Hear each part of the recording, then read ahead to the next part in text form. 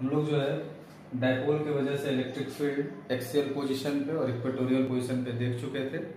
लेकिन जैसा कि हम लोग जानते हैं कि पॉइंट जो है वो सिर्फ एक्सियल या इक्वेटोरियल पोजीशन पे ही नहीं रह सकता है, वो कहीं भी रह सकता है। तो आज हम लोग देखेंगे कि यदि कोई पॉइंट किसी भी पोजीशन पे है, एक्सियल या इक्वेटोरियल पे नहीं, तो उसका हम लोग इलेक्ट्रिक फील्ड कैसे निकालेंगे उस डायपोल की वजह से। तो सबसे पहले एक हम डायग्राम ड्रॉ करते हैं।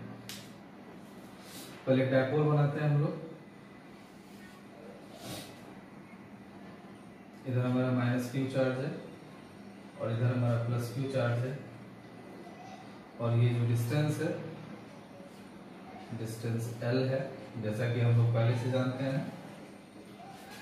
अब जो है, चूंकि हम लोग जानते हैं कि ये जो डायपोल मोमेंट है, डायपोल मोमेंट का डायरेक्शन जो है ऑलवेज नेगेटिव चार्ज से पॉजिटिव चार्ज की तरफ होता है, इसलिए इसका डायरेक्शन हम लोग इधर की तरफ बनाएंगे।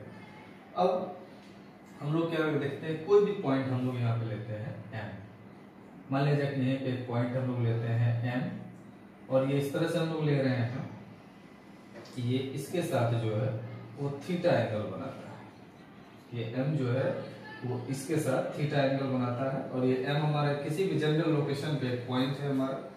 अब हम लोग देखते हैं कि ये जो है, ये यदि हम लोग इसको डिस्टेंस वेक्टर r से हम लोग डिनोट करें, तो वेक्टर r जो है वो इसके साथ थीटा एंगल बना रहा है। तो हम लोग सबसे पहले तो क्या एज्यूम किए हैं वो लिख लेते हैं। तो let M is a point at distance r such that vector r makes an angle theta with the dipole। तो डायपोल के साथ जो है एंगल बना रहा है वो थीटा। तो अब हम लोग जैसा कि रिजोल्यूशन से जानते हैं कि इस डायपोल को हम लोग दो कंपोनेंट में तोड़ सकते हैं। क्योंकि ये थीटा एंगल बना रहा है, तो एक कंपोनेंट इसका इसके डायरेक्शन में तोड़ सकते हैं। तो हम लोग जानते हैं कि ये डायपोल एक वेक्टर क्वांटिटी, ये जिसके साथ एंगल बना रहा है उधर हम लोग इसको तोड़ सकते हैं P cos थीटा। क्योंकि डायपोल जिसके साथ एंगल बनाता है उसके डायरेक्शन में हम लोग जो है cos थीटा में तोड़ते हैं, और इसके परपेंडिकुलर डायरेक्शन में। तो यहाँ पे हम लोग एक परपेंडिकुलर लाइन बना लेते हैं, ये हमारा परपेंडिकुलर लाइन, और इस परपेंडिकुलर के डायरेक्शन में टूटेगा हमारा P sin थीटा। जैसा कि हम लोग जानते हैं, थोड़ा सा यहाँ पे भी आप लोग देख सकते हैं, पहले भी बताया गया है, यदि ये कोई वेक्टर है, जैसे मान लीजिए ये हमारा वेक्टर P है, इसके साथ यदि थीटा एंगल बना रहा है, इधर हम लोग तोड़ते हैं P cos थीटा। मतलब जिसके साथ एंगल बनाता है उधर cos का कंपोनेंट टूटता है, और उसके परपेंडिकुलर डायरेक्शन में हम लोग साइन का कंपोनेंट तोड़ते हैं। तो यहाँ भी हम लोग, चूंकि ये डायपोल मोमेंट इस तरह से जा रहा है हमारा, ये इसके साथ थीटा एंगल बनाया, इधर हमने cos का कंपोनेंट तोड़ा है, और इसके परपेंडिकुलर डायरेक्शन में एक लाइन हम लोग ड्रॉ की है, और इधर हम लोग साइन का कंपोनेंट तोड़े हैं। तो अब हम लोग यहाँ से देखते हैं कि अब आगे क्या करना है। तो अब यहाँ पे देखिए, जो पॉइंट हमने लिया है, ये पॉइंट M, ये पॉइंट M जो है वो P cos थीटा के डायरेक्शन में आ गया। तो यदि P cos थीटा के डायरेक्शन में आ गया, तो ये M जो है वो P cos थीटा के लिए एक्सियल लाइन हुआ, और P sin थीटा के लिए ये जो है हमारा इक्वेटोरियल लाइन हुआ। चूंकि हम लोग जानते हैं, थोड़ा सा पहले से भी पढ़े हुए, थोड़ा सा देख लीजिए यहाँ पे। जैसे ये यदि हमारा डायपोल है, यहाँ से लेके यहाँ माइनस क्यू प्लस क्यू, तो ये जो लाइन होता है, इस लाइन पे यदि कोई पॉइंट है कहीं भी, चाहे यहाँ हो, यहाँ हो, यहाँ हो, तो इसको हम लोग बोलते हैं एक्सियल पोजीशन। और यदि पॉइंट यहाँ पे हो, यहाँ पे कहीं पे, तो हम लोग इसको बोलते हैं इक्वेटोरियल पोजीशन। परपेंडिकुलर बाइसेक्टर पे भी है वो इक्वेटोरियल पोजीशन होगा, और उस लाइन के अलोंग यदि होगा तो उसको हम लोग बोलते हैं एक्सियल पोजीशन। तो अब आप लोग यहाँ पे देखिए कि ये जो हमारा बना हुआ है, ये P cos थीटा के डायरेक्शन में है। तो निश्चित रूप से M पॉइंट जो है वो P cos थीटा के लिए एक्सियल पोजीशन हुआ, और यही M पॉइंट जो है वो P sin थीटा के लिए हमारा क्या हुआ, इक्वेटोरियल पोजीशन हुआ। तो चलिए हम लोग देखते हैं कि एज, पहले तो यहाँ पे लिखते हैं dipole moment P is resolved in two components, P cos theta and P sin theta. P cos theta is in direction of m,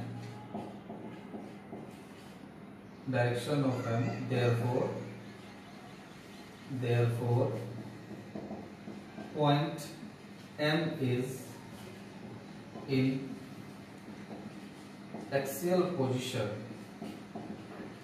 of P cos theta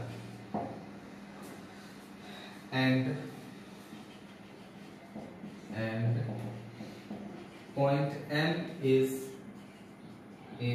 in equatorial position of P sin theta.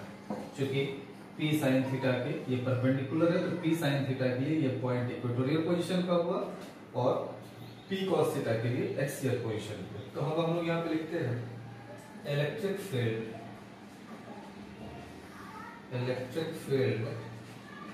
Eight point M due to P cos theta equal to E axial equal to 2P cos theta बटे कटो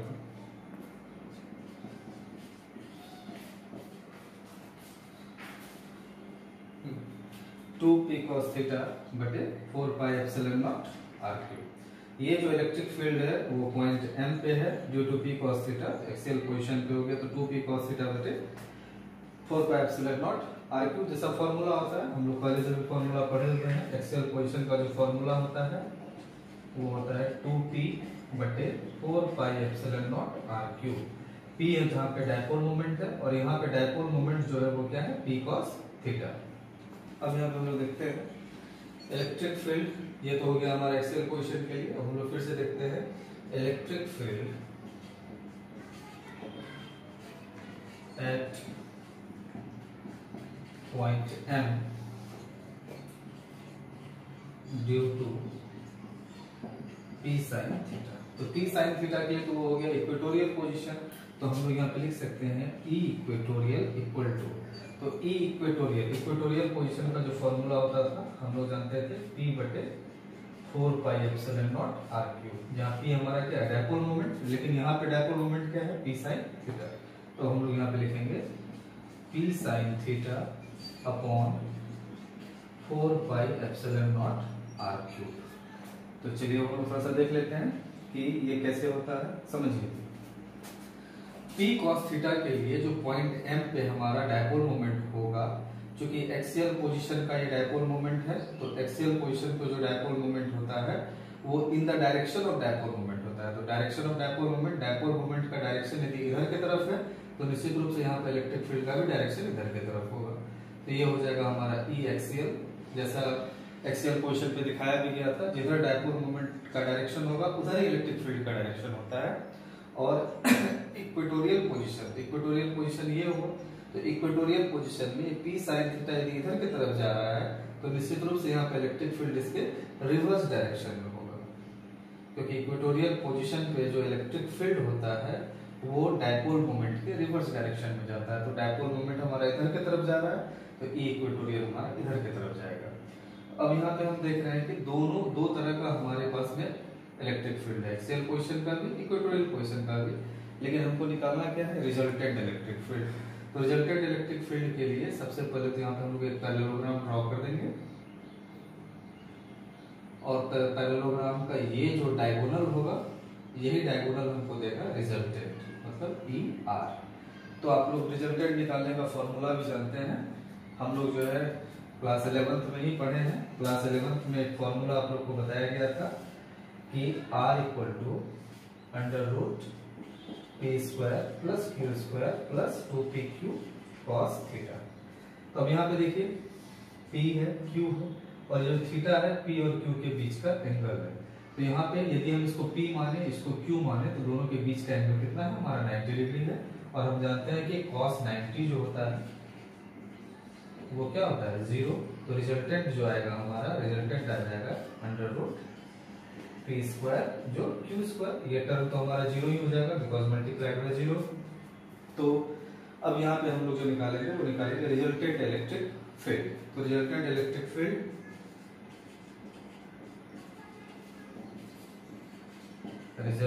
electric field जो होगा हमारा E R equal to under root E axial का whole square plus E equatorial का whole square.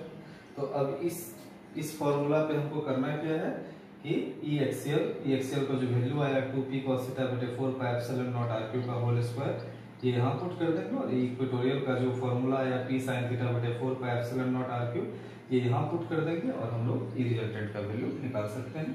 ये ठीक है। तो अब देखिए यहाँ पे रिजल्टेंट इलेक्ट्रिक फील्ड हमको निकालना है, तो ई आर इक्वल टू जो होता है वो अभी जस्ट हम लोग पढ़े थे अंडर रूट ई एक्सियल का whole square plus of E equatorial का होल स्क्वायर, और ई एक्सियल का जो वैल्यू आया था हमारे पास में, तो ई एक्सियल जो था उसका वैल्यू था 2p cos थीटा बटे 4 pi epsilon naught r cube, और ई इक्वेटोरियल का जो वैल्यू आया था वो आया था p sin theta upon 4 pi epsilon naught r cube. अब हम इस दोनों वैल्यू को यहाँ पे पुट कर देते हैं, तो ई आर इक्वल टू हो जाएगा अंडर रूट ई एक्सियल का जो वैल्यू है वो है 2p cos theta upon 4 pi epsilon naught r cube इसका whole square plus E equatorial, तो ई इक्वेटोरियल जो होता है वो हो जाएगा p sin theta upon 4 pi epsilon naught r cube का होल स्क्वायर। अब यहाँ पे देखिए जो कॉमन है उसको हम लोग रूट के बाहर ला सकते हैं। जैसे यहाँ पे देखते हैं 2p, तो इसको पहले हम लोग इस तरह से कर देते हैं 4p square cos square theta upon 4 pi epsilon naught r cube का होल स्क्वायर प्लस, अब इसका भी स्क्वायर है, इसको हम लोग कर सकते हैं p square sine square theta बटे 4 pi epsilon naught r cube का होल स्क्वायर। तो अब यहाँ पे देखिए p स्क्वायर यहाँ भी है, p स्क्वायर यहाँ भी है, तो इस p स्क्वायर को रूट से बाहर लाएंगे तो p आएगा, ये स्क्वायर के टर्म में है तो ये सिंपल आ जाएगा हमारा यहाँ पे।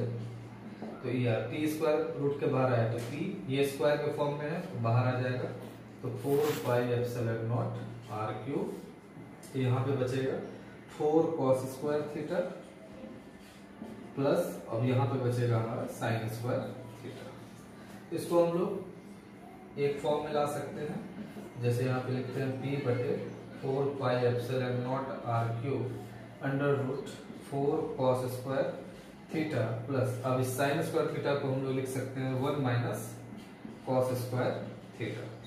1 माइनस कॉस स्क्वायर थीटा लिखे तो ई आर इक्वल टू हो जाएगा यहाँ से p upon 4 pi epsilon naught r cube under root 4 cos square theta minus cos square theta, तो ये हो जाएगा 3 cos स्क्वायर थीटा, तो हम लोग लिख सकते हैं इसको 3 cos स्क्वायर थीटा प्लस 1। यही वो हमारा रिजल्टेंट इलेक्ट्रिक फील्ड। अब यहाँ पे हम लोग एक चीज देख सकते हैं कि ये जो हमारा इलेक्ट्रिक फील्ड आया था, ये इलेक्ट्रिक फील्ड जो है वो किसी भी पोजीशन पे, मतलब इसका इस्तेमाल जो है हम लोग किसी भी पोजीशन पे, यदि पॉइंट है डायपोल की किसी भी पोजीशन पे, तो वहां हम लोग इलेक्ट्रिक फील्ड निकाल सकते हैं। तो क्वेश्चन आ सकता है क्या इसका इस्तेमाल हम लोग एक्सियल पोजीशन पे भी कर सकते हैं? तो बिल्कुल कर सकते हैं। थोड़ा सा यहाँ पे डायग्राम देखिए, डायग्राम लिख दिया है।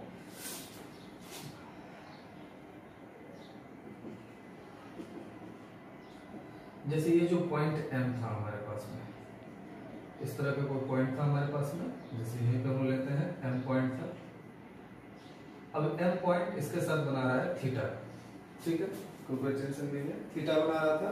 तो उस थीटा के लिए हमारे पास में इलेक्ट्रिक फील्ड का जो फॉर्मूला आया था वो इतना आया था 3 cos square theta plus 1। Suppose यदि ये M पॉइंट यहाँ नहीं होके इसके एक्सियल पोजीशन पे होता, मतलब यहाँ होता इन केस, तब थीटा इक्वल टू क्या होता है, ये शिफ्ट होते होते होते जब यहाँ पे आता तो थीटा इक्वल टू होता 0 degree, theta equal to 0 degree. तो इन एक्सियल पोजीशन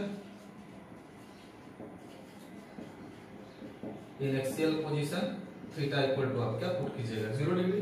तो थीटा इक्वल टू जैसे ही 0 पुट होगा यहाँ पे तो cos 0 1 होता है, तो 1 का स्क्वायर 1 तो 3 प्लस 1 4 अंडर रूट 4 बाहर आएगा तो वो 2 होगा। तो यहाँ से ई एक्सियल जो आ जाता है आपको वो आ जाता है 2p 4 pi epsilon naught R cube, जो हमारा फॉर्मूला पहले आया था, आप लोग पढ़े हुए एक्सियल पोजीशन पे ही आया था। यदि ये पॉइंट M जो है यहाँ नहीं होके इक्वेटोरियल पोजीशन पे होता, मतलब इसके परपेंडिकुलर बाइसेक्टर पे होता, तब क्या होता, तब ये देखिए थीटा इस तरह से सीधा होते होते होते तो हमारा 90 डिग्री हो जाता। तो यदि ये पॉइंट इक्वेटोरियल पोजीशन पे होता इन इक्वेटोरियल, तो थीटा इक्वल टू हो जाता हमारा 90 डिग्री, तो ई इक्वेटोरियल हो जाता 90, cos 90 हमारा 0 होता है, तो 3 इंटू 0 0, 1 का रूट 1 ही रहता, तो ये हमारा वैल्यू आ जाता p upon 4 pi epsilon naught R cube, जैसा हम लोग पढ़े थे पहले कि एक्सियल पोजीशन पे इतना आता था, इक्वेटोरियल पोजीशन पे इतना आता था। तो यदि आपको यदि अलग अलग फॉर्मूला नहीं याद है, तो ये यदि कॉमन फॉर्मूला याद है तो इस फॉर्मूला से भी आप ये दोनों वैल्यू निकाल सकते हैं। थोड़ा सा एक चीज और बताना है कि इसका डायरेक्शन क्या होगा, क्योंकि एक्सियल पोजीशन में जो इलेक्ट्रिक फील्ड का डायरेक्शन होता था वो डायपोल मोमेंट के दिशा में होता था। इक्वेटोरियल पोजीशन पे जो इलेक्ट्रिक फील्ड होता था उसका जो डायरेक्शन होता था वो डायपोल मोमेंट के अपोजिट डायरेक्शन में होता था। तो यहाँ पे हम लोग देख लेते हैं, यहाँ पे जो डायग्राम था वो हमारा इस तरह से था, थोड़ा m पॉइंट को नीचे ले लेते हैं, ये था हमारा ई एक्सियल, ये था हमारा ई इक्वेटोरियल, और कहीं ना कहीं पैरेललोग्राम ड्रॉ करने के बाद ये था हमारा रिजल्टेंट का डायरेक्शन, रिजल्टेंट ई आर का डायरेक्शन। हमको इसका निकालना है कि इसका डायरेक्शन क्या होगा, तो इसका हमको एंगल में निकालना पड़ेगा, क्योंकि ना ही ये डायपोल मोमेंट के दिशा में है ना ही ये डायपोल मोमेंट के अपोजिट दिशा में है। तो हम लोग डायरेक्शन शो करने के लिए एंगल शो करते हैं। मान लीजिए कि ये जो है एक्सियल पोजीशन के साथ अल्फा एंगल बनाता है। यदि ये अल्फा एंगल बनाता है तो हम लोग यहाँ पे देखते हैं कि direction of resultant electric field,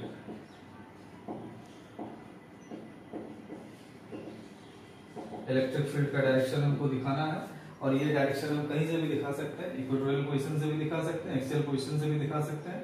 तो हमको करना कुछ नहीं, बस इस अल्फा का मान निकाल देना है। तो ये जो परपेंडिकुलर ट्रायंगल है, इस परपेंडिकुलर ट्रायंगल में आप tan अल्फा इक्वल टू क्या लिख सकते हैं, दिस अपॉन दिस। हम लोग जानते हैं tan अल्फा इक्वल टू ये क्या हो जाएगा, ये जो है सामने वाला हमारा ये side divided by this side. तो ये साइड जो हमारा वो ई इक्वेटोरियल है और ये जो साइड है वो हमारा ई एक्सियल है। तो हम लोग देखते हैं, तो tan अल्फा इक्वल टू ये हो जाएगा E equatorial divided by E axial. तो ई इक्वेटोरियल का जो फॉर्मूला है हमारे पास में, ई इक्वेटोरियल का फॉर्मूला है P divided by 4 pi epsilon, ये जो हमारा ये वाला formula P sin theta divided by 4 pi epsilon naught R cube, और जो हमारा ई एक्सियल का फॉर्मूला था डिवाइडेड बाय करेंगे तो 2p cos थीटा, ये नीचे आ जाएगा हमारा, इनटू हो जाएगा यहाँ पे 4 pi epsilon naught R cube divided by 2p cos theta. ये दोनों हमारा कैंसिल हो जाएगा, p से p कैंसिल।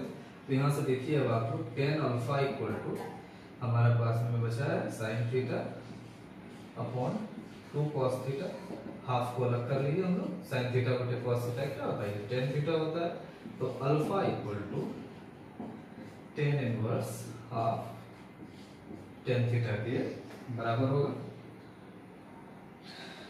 अल्फा का वैल्यू जो है tan inverse half tan theta के बराबर होगा। ये हुआ डायरेक्शन, किसका डायरेक्शन, तो रिजल्टेंट इलेक्ट्रिक फील्ड का डायरेक्शन किससे, तो एक्सियल पोजीशन वाले, एक्सियल पोजीशन में जो इलेक्ट्रिक फील्ड है उससे इसका जो है डायरेक्शन कितना हो, tan inverse half tan theta. Thank you.